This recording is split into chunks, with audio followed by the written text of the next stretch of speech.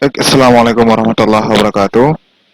Di sini kami akan membahas tentang struktur analisis with electron rays atau electron microscopy. Ini adalah bahan presentasi dari kelompok 7, di mana anggotanya itu ada saya sendiri Fahrudin, yang kedua ada Farah Syauki, yang ketiga Wafi Mutia, yang keempat ada Naila Amalia, yang kelima itu ada Fani Angelina, yang keenam ada Afifah Nabila, yang ketujuh ada Rahmi Navita. Oke, yang pertama kita masuk ke menganalisis struktur menggunakan mikroskop elektron. Kita bahas dulu tentang sejarah penemuan mikroskop. Itu dimulai pada tahun 1975 oleh seorang ilmuwan yang bernama Anthony van Leeuwenhoek. Anthony van Leeuwenhoek membuat mikroskop untuk pertama kalinya dengan cara menumpuk beberapa kaca pembesar. Percobaan pertamanya yaitu mengamati mikroorganisme di dalam air. Dari percobaan inilah kemudian mikroskop sebagai alat untuk melihat jasad yang renik atau benda ukuran jauh lebih kecil mulai dikembangkan. Ini merupakan bentuk mikroskop pertama yang diciptakan oleh Anthony van Leeuwenhoek. Jadi kita dapat melihat bahwasanya sangat sederhana sekali, di mana pada gambar dapat kita lihat bahwasanya ada beberapa komponen yang bisa kita lihat. Yang pertama itu ada pengatur fokus, yang kedua itu ada tempat peletakan sampel, yang kelima itu lensa. Inilah bentuk dari mikroskop sederhana yang dibuat oleh Anthony van Leeuwenhoek. Yang kedua kita masuk ke macam-macam mikroskop. Yang pertama itu ada mikroskop cahaya, di mana mikroskop ini memiliki perbesaran maksimum itu 1000 kali. Mikroskop ini memiliki 3 lensa. Yang pertama itu ada lensa objektif, yang kedua itu ada lensa okuler, yang ketiga itu ada kondensor. Mikroskop ini menggunakan lampu sebagai sumber cahaya. Yang kedua itu adalah mikroskop stereo, di mana mikroskop ini memiliki perbesaran 7-30 kali untuk ukuran. Jadi mikroskop ini digunakan untuk benda yang relatif lebih besar. Memiliki 2 lensa, yang dimana ada lensa okuler dan lensa objektif. Tampilan dari mikroskop ini adalah tampilan 3 dimensi. Sumber cahaya berasal dari lampu. Yang ketiga itu adalah mikroskop elektron yang akan kita bahas nanti, di mana ini memiliki perbesaran 1000 kali, 100.000 kali ya, dibandingkan dengan 2 mikroskop sebelumnya yang hanya memiliki perbesaran 1000 kali dan 7-30 kali. Di mana mikroskop ini memiliki 2 lensa, itu lensa okuler dan objektif, dan memiliki 2 tipe, itu SEM dan TEM. Mikroskop ini menekan elektron sebagai pengganti cahaya. Oke, kita lanjut ke slide berikutnya. Itu ada bagian-bagian mikroskop dapat kita lihat pada gambar. Yang A itu adalah lensa okuler, B itu adalah tabung mikroskop, yang C itu adalah levorfel, yang D itu adalah lensa objektif, yang E itu adalah lensa objektif atau yang D itu adalah pembesaran lemahnya, yang E itu adalah pembesaran kuatnya, yang F itu ada meja mikroskop, yang G itu ada klip, yang H kaki mikroskop, I itu ada cermin, J itu diafragma, yang K itu lengan mikroskop, L itu adalah pemutar halus, M adalah pemutar kasar. Oke, selanjutnya kita masuk ke karakteristik dari mikroskop elektron. Jadi mikroskop elektron itu memiliki beberapa karakteristik, diantaranya itu objek yang diamati harus dalam keadaan mati dengan ukuran yang sangat kecil, yang diletakkan dalam ruang hampa udara sehingga bisa ditembus oleh elektron. Jadi sudah dijelaskan sebelumnya bahwasanya mikroskop elektron ini memiliki perbesaran yang jauh lebih besar dibandingkan dengan mikroskop stereo dan mikroskop cahaya, itu 100.000 kali. Jadi dia mampu melihat ukuran benda yang sangat kecil sekali. Yang kedua, karakteristik dari mikroskop elektron itu adalah pengamat dapat mengamati objek berdasarkan gambar yang ditampilkan pada layar monitor. Yang ketiga itu menggunakan elektron sebagai pengganti cahaya dan magnet sebagai pengganti lensa. Ini merupakan karakteristik dari mikroskop elektron yang ketiga. Yang keempat itu adalah pembesaran bayangan objek bisa mencapai 1 juta kali, sehingga bisa mengamati bagian-bagian sel seperti organel, membran plasma, bahkan DNA. Yang kelima itu adalah mikroskop elektron terbagi menjadi 2 jenis, yaitu mikroskop elektron pemindai, SEM, atau scanning electron microscope, dan mikroskop elektron transmisi atau TEM. transmission electron microscope. Perbedaan keduanya adalah pada objek yang diteliti. Oke, langsung kita masuk ke dua tipe dari mikroskop tadi. Yang pertama adalah TEM, Transmission Electron Microscope. Di sini dijelaskan bahwasanya mikroskop ini adalah sebuah mikroskop elektron yang cara kerjanya itu mirip dengan cara kerja proyektor slide, di mana elektron ditembuskan ke dalam objek pengamatan dan pengamat mengamati hasil tembusannya pada layar. Mikroskop ini telah mengalami peningkatan kinerja hingga mampu menghasilkan resolusi hingga 0,1 nanometer atau setara dengan 1 angstrom atau sama dengan perbesaran sampai 1 juta kali. Meskipun banyak bidang-bidang ilmu pengetahuan yang berkembang pesat dengan bantuan mikroskop transmisi elektron ini. Salah satunya itu adalah untuk mendeteksi struktur permukaan dari sebuah bahan yang akan diteliti. Selanjutnya kita masuk ke SEM atau Scanning Electron Microscope, di mana di sini dijelaskan bahwasanya mikroskop pemindai elektron atau SEM dapat digunakan untuk studi detail arsitektur permukaan sel atau struktur jasad organik lainnya, dan objek diamati secara 3 dimensi. Pada SEM, gambar dibuat berdasarkan deteksi elektron baru atau elektron sekunder atau elektron pantul yang muncul dari permukaan sampel ketika permukaan sampel tersebut dipindai dengan sinar elektron. Akan membahas tentang mikroskop elektron sebagai alat pencitraan. Gambar di atas menunjukkan prinsip analog dari mikroskop cahaya dengan alat pemotretan dan mikroskop elektron. Untuk mempermudah pembandingan, mikroskop cahaya disusun seperti mikroskop elektron, yaitu dengan aliran radiasi dari atas ke bawah. Hal yang tidak biasa jika kita melihat gambar yaitu adanya lensa perantara yang ditempatkan di mikroskop cahaya antara objektif dan okular proyeksi. Mikroskop elektron akan membesar dalam 3 langkah atau memiliki langkah yang lebih besar dibandingkan mikroskop cahaya. Hal ini diperlukan karena pembesaran mikroskopis elektron memiliki nilai ratusan ribu lebih. Untuk lensa, kebanyakan menggunakan kumparan magnet. Namun baru-baru ini telah dilakukan eksperimen dengan menggunakan kumparan superkonduktor dengan dan tanpa sirkuit besi untuk mencapai medan magnet yang tinggi yang diperlukan. Sebagai penopang spesimen, seseorang menggunakan foil yang sangat tipis dengan ketebalan hanya 1-10 nanometer yang terbuat dari senyawa atom ringan, misalnya karbon, aluminium oksida, yang terpasang pada jaring tembaga kecil berjaring halus. Jika kita lihat dari gambar, kita bisa menjelaskan bahwa sinar hamburan itu menerobos ke B. Mereka akan berjalan di dalam. Pada umumnya, B berada di luar kerucut balok utama. Pada pengamburan kecil, gambar buram dihasilkan di A, sedangkan gambar yang tidak buram tetapi terdistorsi dihasilkan dalam B tanpa struktur dibandingkan dengan penyangga kaca dalam mikroskop cahaya. Pada resolusi tinggi, strukturnya melapiskan dan mendistorsi gambar spesimen. Percobaan untuk menggunakan kristal tunggal yang sangat tipis dan halus sebagai penyangga spesimen sejauh ini tidak terlalu berhasil. Oleh karena itu, dengan mengubah medan magnetnya, seseorang dapat menggeser pajang fokusnya dan karenanya bidang spesimennya.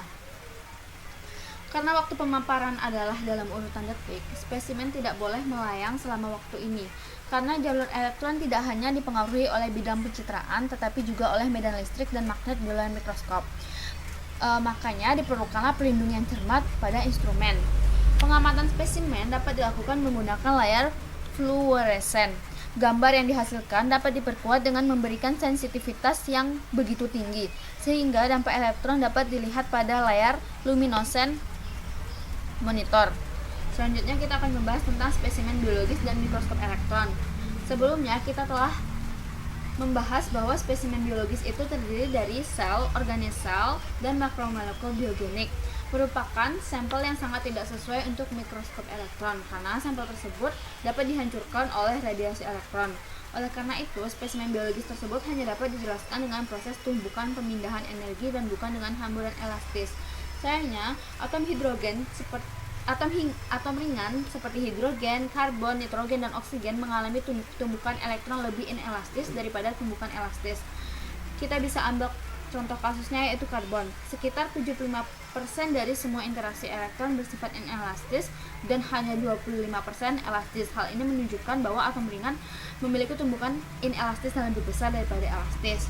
Energi yang ditransfer dalam proses hamburan inelastis berorde beberapa elektron volt ini cukup untuk memisahkan ikatan.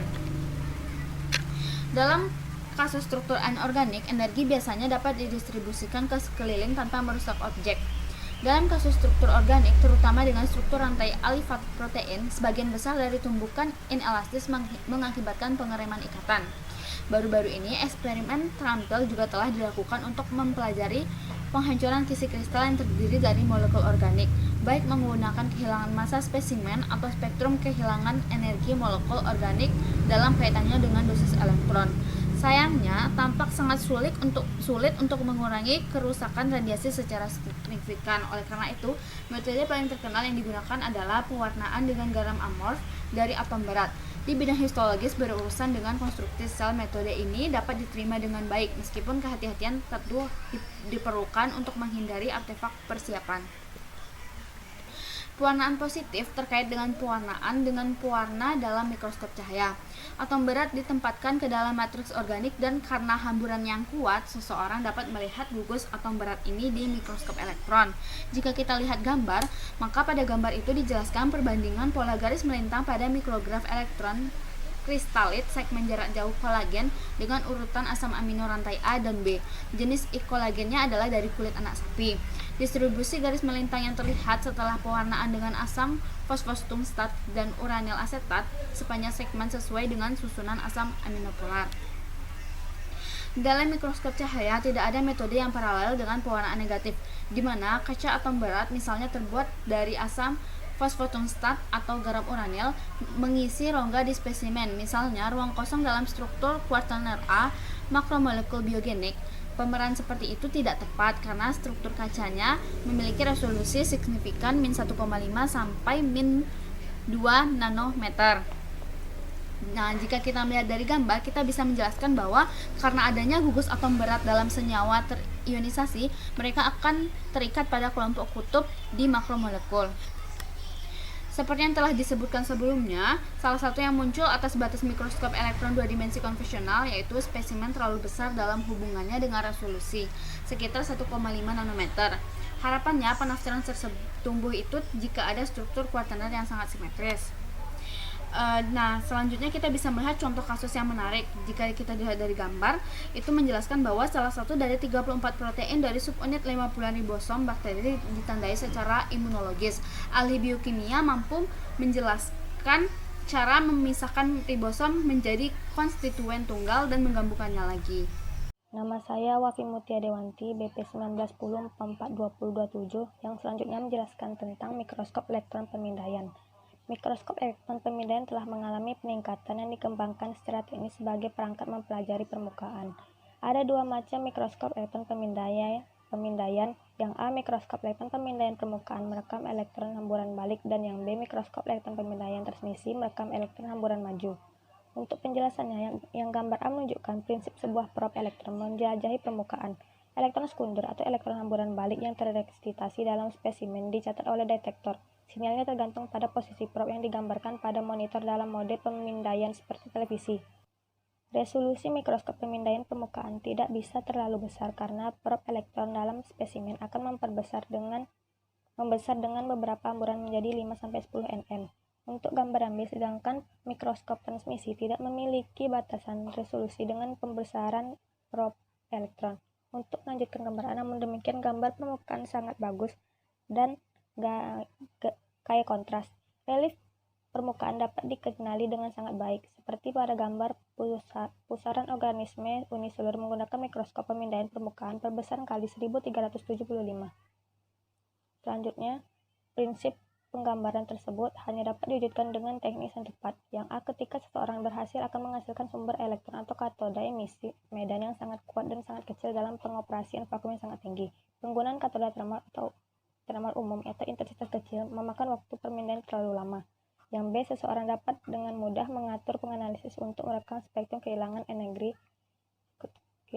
elektron yang tersebar di bawah spesimen. Yang C, beban radiasi yang sangat tinggi dari spesimen. Yang D, pemanfaatan efisien dari elektron yang tersebar saat penggambaran pada resolusi penengah didapati elektron-elektron yang hilang tersebar ke berkas utama, dan resolusi menentukan mikroskop yang menggunakan elektron tersebar lebih efisien.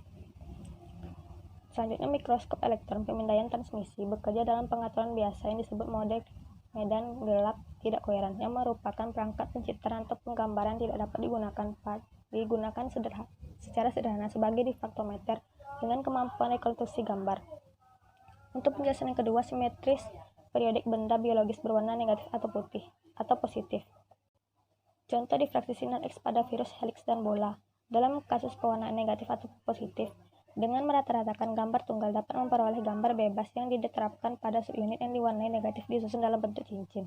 Jika subunit diulang sebanyak n kali, superposisi n kali lipat dari gambar dengan kenaikan 360 derajat sudut per n atau superposisi rotasi menghasilkan gambar rata-rata dengan subunit identik.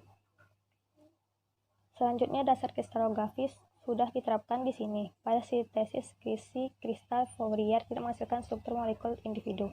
Ada juga kristal mikro yang terbuat dari makromolekul biogenik yang bila diwarnai negatif cukup terlihat di mikroskop elektron karena kisi-kisi yang besar konstan.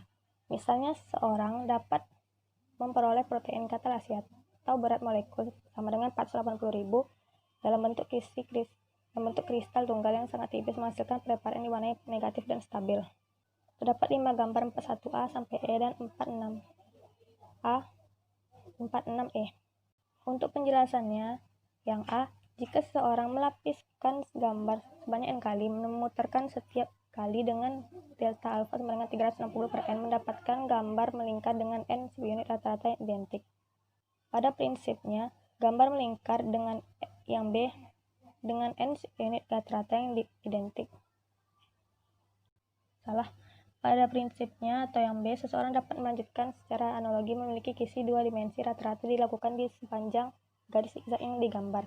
Yang C, sinar monokromatik paralel dari laser LA difokuskan oleh lensa L dan menerami mikrograf elektron A. Pasangan lensa L2 aksen menghasilkan gambar difraksi dari mikrograf di bidang difraksi D. Jika seseorang membagi dengan pasangan lensa L3 aksen atau difraktometer laser, maka dapat menghasilkan gambar foto dalam D dari gambar yang terdifraksi. Difraktometer laser juga digunakan untuk menghasilkan difraktogram cahaya seperti pada gambar 346E dengan menambahkan L3 aksen sama seperti dalam proyeksi gambar A diproduksi di bidang gambar B. Gambar ini dapat dipengaruhi dengan memfilter gambar difraksi D melalui filter F. Yang D, jika mikrograf sesuai untuk citra kisi 2 dimensi, sekali lagi kisi akan muncul pada difraktometer laser pada posisi D yang sesuai dengan citra difraksi atau titik berat dalam D. Titik kisi yang memiliki intensitas besar berbeda karena ketidaksempurnaan kisi A. Diagram difraksi mengandung intensitas difraksi juga antara titik kisi timbal balik menempatkan filter di atas diagram difraksi D di difraktometer laser. Yang E, yang hanya terdiri dari layar dengan lubang di tempat titik kisi timbal balik atau padatan dipotong dan diperoleh sebagai gambar difraktometer ganda kisi periodik sempurna dengan sel satuan rata-rata. Dan selanjutnya, akhirnya ditemukan bahwa membran tertentu mengkristal pada 2 dimensi dan menghasilkan preparat berwarna positif. Untuk struktur periodik lain yang tersusun teratur, misalnya struktur helix, juga dapat diakses dengan analisis difraktometri cahaya. Seseorang telah sering menggunakan metode ini selama beberapa tahun terakhir, terutama untuk struktur helix. Namun kita harus menyadari fakta bahwa prosedur rata-rata ini tidak menghasilkan citra sebenarnya dari molekul tersebut. Sekian. Assalamualaikum warahmatullahi wabarakatuh. Saya Nayla Amali Zulfa, nomor BP 1910442040, akan menjelaskan tentang mikroskop elektron sebagai difraktometer pengukur fase untuk sinar elektron. Gambar di sini merupakan mikroskop elektron sebagai difraktometer. Gambar A, gelombang bidang menerangi objek P. Sinar yang tersebar dan berkas utama mengganggu pencitraan bidang terang yang koheren pada bidang gambar. Jika sinar utama digambarkan dengan garis putus-putus, disaring oleh layar pusat B. Gambar dibangun oleh sinar tersebar hanya pencitraan bidang gelap yang koheren. Gambar B, perbandingan bola Ewald untuk sinar X dengan bola Ewald mengarah pada pemindaian ruang timbal balik dengan kalor datar dari bola KE yang dapat diganti dengan pendekatan bidang tangensial E pada resolusi yang lebih rendah. Dalam kasus sinar X, KE diganti dengan KR. Gambar A, pesawat dalam perkiraan di sekitar sumbu miring. Gambar B, proyeksi bidang-bidang ini di sepanjang sumbu miring. Kurang lebih kisaran kemiringan 60 derajat dengan wilayah Fourier buta. Gambar C, prinsip lensa pencitraan 3 dimensi. Spesimen diterangi secara miring, lensa L terbuka lebar, tetapi hanya area kecil dari zona perbatasan lensa yang digunakan untuk pencitraan dalam bidang gambar B. Kemiringan berkas utama untuk semua gambar adalah alfa. Oleh karena itu, balok menggambarkan permukaan kerucut yang memiliki alfa sebagai sudut bukaan kerucut.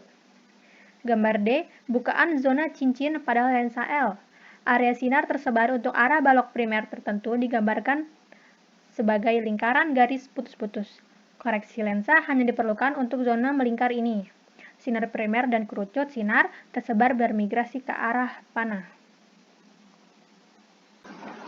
Melihat gambar A, seseorang memperoleh sekumpulan bidang di ruang timbal balik yang idealnya berkisar dari plus 90 derajat hingga min 90 derajat. Seperti yang ditunjukkan pada gambar B, umumnya kisaran sudut kemiringan maksimal dibatasi hingga plus minus 60 derajat. Ruang Fourier yang tidak lengkap atau daerah buta menyebabkan distorsi titik gambar yang harus diperhitungkan dalam evaluasi. Seseorang tidak boleh bingung dengan pencitraan 3 dimensi dengan pencitraan stereo.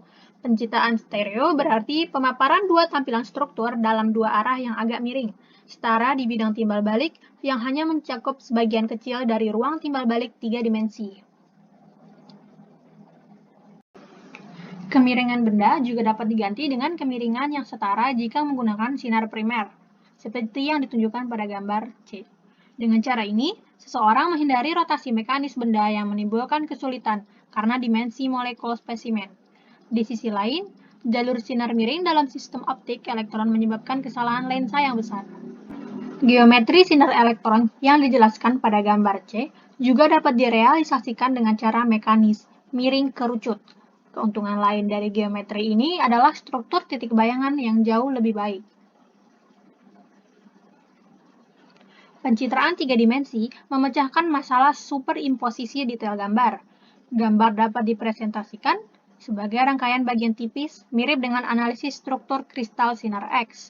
Tetapi percobaan serta upaya teoritis jauh lebih besar daripada mikroskop 2 dimensi konvensional. Namun, beban radiasi integral untuk pencitraan signifikan elemen gambar secara teoritis sama untuk kedua metode. Ini merupakan keuntungan penting karena informasi tambahan ke arah koordinat ketiga tidak boleh menyebabkan kerusakan radiasi tambahan. Dalam hal ini, penggunaan informasi yang optimal, mikroskop 2 dimensi adalah pemborosan informasi. Selanjutnya yaitu Two-Dimensional Image Filtering and Reconstruction. Dalam hal optik gelombang, gambar adalah interferensi dari sinar yang tersebar, di mana amplitudo faktor struktur dan fase yang sesuai harus ditentukan. Yang terpenting adalah iridiasi koheren, yang menghasilkan angka interferensi yang mentransfer jenis informasi yang sama secara independen dari pengaburan fokus atau kesalahan lensa. Ketika diiridiasi dengan kerucut polikromatik dari sinar primer, seperti pada mikroskop cahaya, gambar ketika didefokus dengan sangat cepat menghilang dalam kabut difus, bukannya terdistorsi. Properti ini sangat diinginkan untuk mikroskop cahaya untuk mendapatkan perkiraan bagian optik melalui spesimen yang tebal. Bidang spesimen yang tidak terfokus menghilang begitu saja dalam kabut. Perhatikan gambar. Dalam mikroskop ideal, permukaan gelombang bayangan adalah permukaan bolaka. Gelombang yang tersebar pada permukaan gelombang mencapai titik bayangan sumbu tanpa perubahan fasa, karena jalurnya memiliki panjang yang sama. Sebaliknya, jika karena kesalahan lensa, permukaan gelombang diubah sedemikian rupa, sehingga kelengkungan permukaan gelombang meningkat menuju zona lensa luar. Dan jika bidang gambar lain dipilih daripada bidang Gaussian, panjang jalur dari sinar tersebar yang berbeda kemudian diubah. Jarak yang berbeda menghasilkan pergeseran fasa tambahan gamma, yang dapat dihitung dari data geometri permukaan gelombang dan dari posisi bidang bayangan dengan pertimbangan geometri dasar. rekonstruksi gambar dua dimensi. Gambar A dan B bentuk fungsi transfer untuk pengaburan yang berbeda. Gambar A dengan kombinasi aberasi sferik dan pengaburan fokus, perpanjangan maksimal dari maksimum pertama tercapai. Titik 0 pertama pada theta 1,2 kali 10⁻² sesuai dengan resolusi kristalografi gamma per 0 dari 0,31 nanometer. Karakteristiknya yaitu komponen Fourier melemah dengan kuat theta lebih kecil. Yang gambar B, distribusi optimal dari osilasi sin gamma atau theta z sama dengan 310 nanometer di wilayah resolusi 2 kali lipat dari A. Osilasi sin gamma yang relatif jauh muncul. Maka, kondisi yang baik untuk rekonstruksi gambar adalah dengan penyaringan. Gambar berikutnya, potongan gambar C yang diperbesar dari mikrograf asli. Diagram garis kontur gambar C direkam secara digital dari data densitometer di komputer dan direkam pada plotter. Gambar D dan G mirip satu sama lain, tetapi dalam detail yang lebih halus. Pada gambar F, batasan resolusi oleh layar komputer. Jika seseorang memasukkan ke dalam lensa lubang dengan jari-jari yang ditandai garis hitam, seperti pada gambar E, semua sisi maksimal akan disaring, dan gambar hanya akan dibangun oleh faktor struktur dari maksimum tengah. Gambar H dan I merupakan potongan dari gambar D dan G, yang menunjukkan perbedaan yang lebih detail dari kedua gambar tersebut. Menggunakan katoda emisi medan yang dikembangkan untuk mikroskop elektron pemindai transmisi, peningkatan resolusi harus dimungkinkan. Ada juga metode rekonstruksi menggunakan sinar primer yang dimiringkan yang mengkompensasi kesalahan kromatik dan dengan itu ditunjukkan peningkatan resolusi hingga 0,15 nanometer. Namun, dengan resolusi yang sangat tinggi, Ewald Halot pada gambar 3.43b tidak dapat lagi dianggap sebagai pesawat terbang. Ini juga menunjukkan bahwa dengan metode rekonstruksi gambar memungkinkan fungsi gambar yang lebih kompleks. Dengan cara ini, analisis 3 dimensi pada prinsipnya akan dimungkinkan pada resolusi apapun. Seseorang juga dapat mengoreksi amplitudo jika elemen korektor disediakan. Namun, seseorang juga dapat mengkoreksi amplitudo dengan segera bekerja pada amplitudo hamburan elektron. Jenis koreksi ini memang pertama kali disarankan pada mikroskop elektron dan juga diuji secara eksperimental pada pelat koreksi zona. Ini memiliki beberapa keunggulan dasar dibandingkan dengan rekonstruksi gambar. Misalnya, tidak diperlukan sinar referensi dan juga dapat dilakukan di bidang gelap. Namun, secara eksperimental lebih sulit karena diperlukan elemen tambahan di dalam mikroskop elektron. Assalamualaikum warahmatullahi wabarakatuh. Terima kasih kepada pemateri sebelumnya. Perkenalkan, nama saya Viva Nabila, BP 1910441009.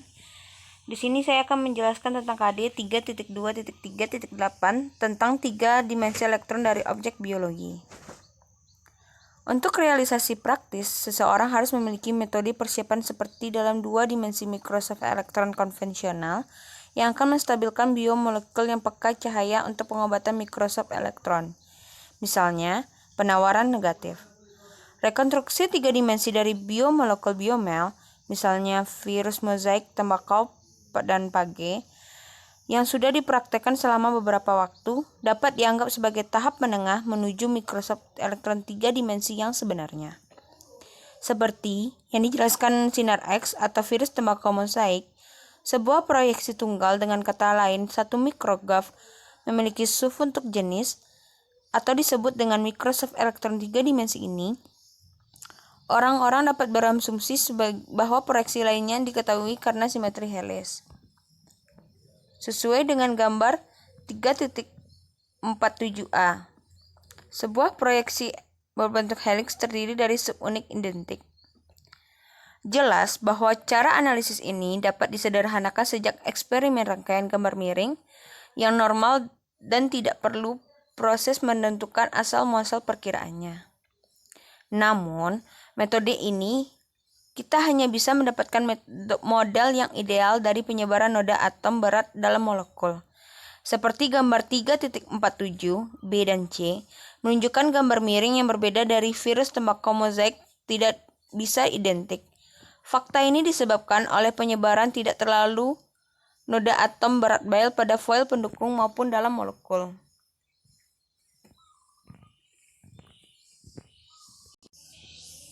Nah, selanjutnya, pada gambar 3.48 menunjukkan bagian melalui gambar 3 dimensional dari suatu molekul asam sintetik lemak dengan cara lain seperti gambar yang telah menunjukkan rekonstruksi 2 dimensi dari molekul asam lemak. Pada gambar 3.84a menunjukkan suatu bagian di sepanjang poros optik instrumen. Di sepanjang arah ini, sebuah mikrograf konvensional tidak memuat informasi. Molekul itu dipotong sepanjang porosnya yang panjang dengan ketebalan yang dapat diukur. Ini cenderung terhadap foil pendukung.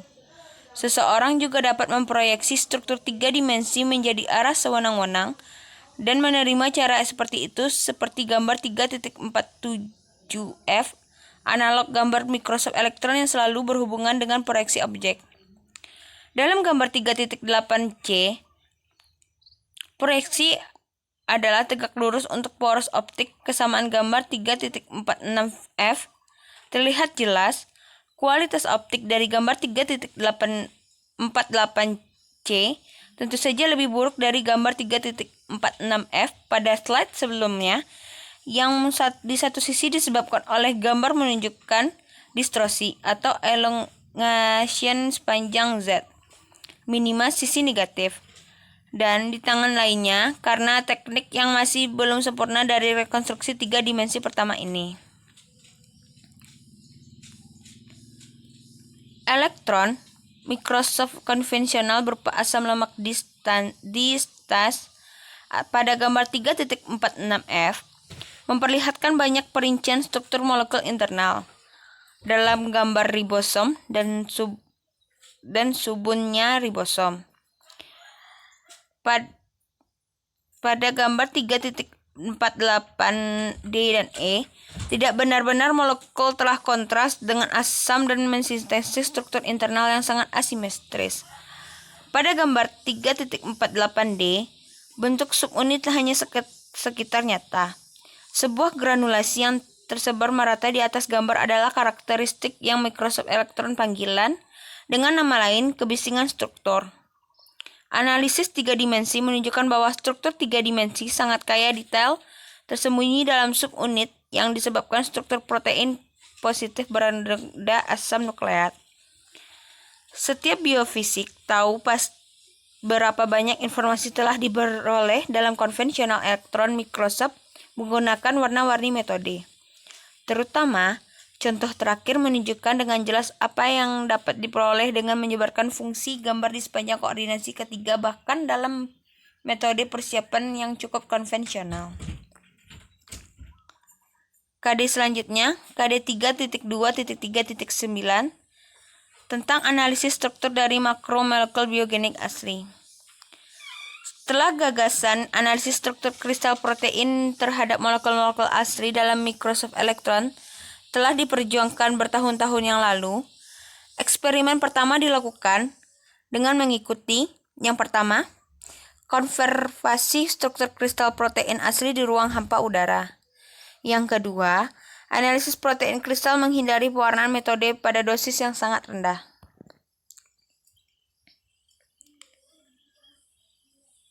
Berikut merupakan gambar 3.49. Pada gambar 3.49A dan B, menunjukkan konservasi struktur protein dengan mengganti air yang menstabilkan struktur kristal dengan getah yang berisi kelompok-kelompok hidroksilik. Dengan membandingkan X-ray diffractograph dari kristal yang disiapkan sesuai dengan itu, dengan elektron difusi dari bagian kristal yang sangat tipis dan tidak terpartir, yang dipotong dalam sebuah ultramimot dapat diperlihatkan bahwa refleks difraksi elektron dapat dicapai dengan instansitas hubungan analog dengan difusi sinar X. Selama eksperimen ini dapat dibuktikan bahwa struktur kristal dipertahankan hingga resolusi atom sewaktu air diganti dengan monomer organik. Akan tetapi, gangguan ini terganggu selama proses polimerasi atau pengurangan resolusi sekitar 0,8 nanometer. Hal ini dapat dimengerti karena polimerasi berhubungan dengan beberapa resolusi molekul-molekul. Pada gambar 3.49C misalnya, menunjukkan perbandingan dari tinggi dosis rekonstruksi rendah dari virus mozaik tembakau.